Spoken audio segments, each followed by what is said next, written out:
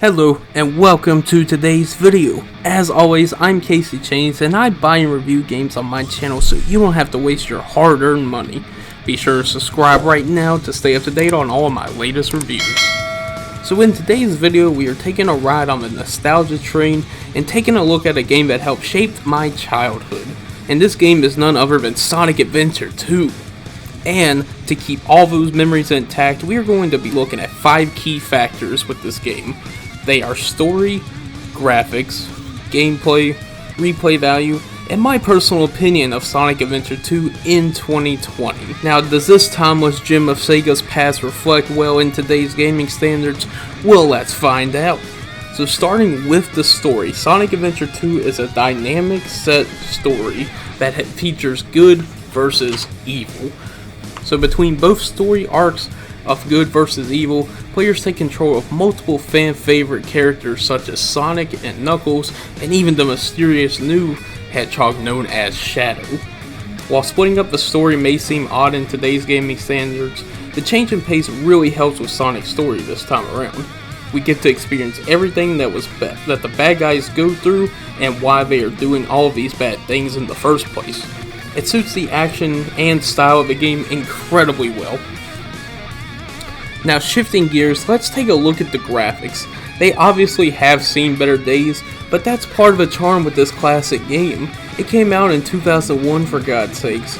We're seeing a 19-year-old game here, so obviously the graphics have aged quite a bit, but these graphics won't hinder your enjoyment of this classic game at all whatsoever. That's the charm of this game. It's amazing for the graphics for its time back in 2001. Now let's move on to the most noticeable thing that has aged in Sonic Adventure 2 that I found while playing. I only experienced this one setback while playing the game again in 2020, and that was the camera. Oh man, the camera has seen better days. It actually caused me a little bit of motion sickness when I first seen it in action again after so long of not playing it. With the option to not adjust the speed of a camera movement at all, the best thing is to not even touch the camera if you don't have to while you're playing the game.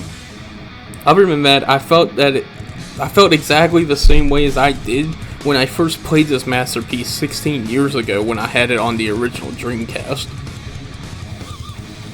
The gameplay is such a breath of fresh air, and it definitely still feels tight and maintained 19 years after its initial release.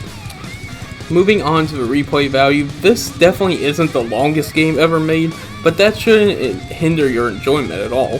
That being said, I could see myself replaying Sonic Adventure 2 multiple times because of the gameplay and atmosphere is so incredible even in 2020.